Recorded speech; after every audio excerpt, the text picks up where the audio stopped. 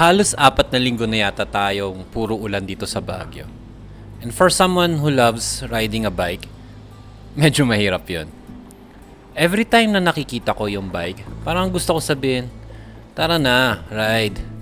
Pero pagtingin mo sa labas, umuulan, basa yung kalsada, malamig. And then, you just tell yourself, sige, next time na lang. And then, biglang Sunday. Maaga pa. Nag-text kami ni Ace. Simple lang. Bike? Tara! And somehow, that's all it took. So, nagkita kami. Dumaan kami sa South Drive at walang malaking plano. Walang destinasyon na kailangang abutin. Walang training, walang KOM, walang kailangang patunayan. Gusto lang namin mag-bike. And after almost 4 weeks of rain, finally, we were riding our bikes again. Cloudy yung morning, may konting scattered rain, basang-basa pa yung kalsada, may mga dahon na nakakalat. Hindi siya yung perfect cycling morning na makikita mo sa mga cycling videos. Pero honestly, I think that's what made it feel more real. Because sometimes you don't need perfect weather. Kailangan lang ng konting pagkakataon, konting oras lang at yung desisyon na para umalis. At habang nakaride kami ni Ace, hindi naman talaga yung rota ang importante. Actually, parang matagal lang talaga kaming hindi nakapag-usap. So habang nagpe-pedal kami, nagkwekwentuhan. Mga bagay na matagal na namin hindi napag-uusapan. Mga random lang na kwento. Mga nangyari ditong mga nakaraang araw. Mga bagay na wala namang particular in importance, pero somehow importante pa rin. And that's one thing I really love about cycling. Hindi mo kailangan ng malaking dahilan para makasama yung isang tao. Kailangan ng sabay lang mag-bike. And kahit papaano sa daan, the conversation happens naturally. Morning! Ay, si Manong. At habang umiikot kami sa Baguio, may mga nakikita rin kaming ibang cyclists. Mga kakilala, mga kaibigan, meron ding mga tumatakbo, mga runners. Kaya parang may biglang maliit na community na lumabas lang para lang sa pagkakataon. At for sure, siguradong pare-pareho kami ang iniisip. Naghihintay din lang ng pagkakataon. Dahil after ilang weeks ng ulan, biglang may isang umagang medyo kumalma. And everybody seemed to say the same thing without saying it. Tara, bike tayo, papawis. And that's when I started thinking about something. Why do I actually ride? Ang dali sanang sabihin na exercise, or fitness, or para maging healthy.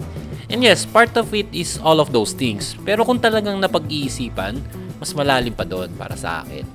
I ride because of freedom. Yung feeling na ikaw mismo ang may control kung saan ka pupunta. Hindi kailangan ng schedule, hindi kailangan ng destination. You can turn left, you can turn right, you can stop, you can slow down, you can look around. And for a few hours, you are completely in that moment. Fitness edge people. I think that's what cycling gives me. Presence. Yung pagiging in the moment. Hindi mo iniisip kung anong nangyari kahapon. Hindi mo iniisip kung ano yung kailangan mong gawin bukas. You're just there, pedaling, breathing, looking at the road, feeling the cold Baguio air, hearing the tires roll over the wet pavement, and somehow, sapat na yun. Maybe that's also why I simply like bikes, especially folding bikes. Walang masyadong drama, hindi kailangan maging expensive, hindi kailangan maging high-end, hindi kailangan magaan. A simple 20-inch folding bike will do and you're good to go. And there's something very humble about that. Kasi ang Baguio, hindi naman siya flat, di ba? Alam na natin yon. May mga ahon, may mga kalsadang napapaisip ka talaga kung bakit napapaisip kang mag-bike. Pero eventually, step by the step, before you learn it, natatanggap mo na to. Maahon, dahan-dahan, one pedal at a time. And eventually, you get there. And actually, that's another thing I really like about folding bikes. It reminds me that cycling doesn't need to be complicated. You don't need to have the perfect bike. Hindi kailangan perfect equipment. Hindi ka kailangan magmukhang professional. Kailangan mo lang talaga ng bisikleta that works at yung willingness mo na sakyan ito. And maybe that's something we forget. Sometimes we make cycling more complicated than it really is. We think we need better bike. better wheels, better components, better shoes, better fitness, better sa lahat. And then, maghihintay na maging handa, maghihintay para sa perfect weather. We wait until we have the right equipments. We wait kung hanggang sa lumakas na tayo. Pero baka, we're supposed to start. To the moon. Ngayon nasa buwan na tayo. People sometimes tell me that cycling in Baguio is difficult. Hindi sila nagkakamali. Mahirap talaga. Hindi pa nga friendly karamihan sa kalsada dito. At ang daming ahon. At yung weather, paminsan, pabago-bago. And after almost 4 weeks of rain, tingnan mo yung kalsada, basa, madulas, malumot. At most of the times, kailangan maging maingat ka. But I don't think Baguio is impossible to bike. I think Baguio is bikeable. You just have to want to do it. Siguro pwede pa And that's the thing. Hindi naman kailangan mabilis. Hindi naman kailangan malakas. Hindi naman kailangan kaya mong umakyat ng Cannon Road ng walang hinto. You don't have to prove anything. You can ride slowly. You can stop when you're tired. You can walk your bike uphill. You can take a break. You can drink coffee. You can talk to your friends. You can take pictures. You can simply enjoy the morning. At pagbibisikleta pa rin yun. At kahapon, yun yung mismong ginawa namin. Wala kaming hinahabol.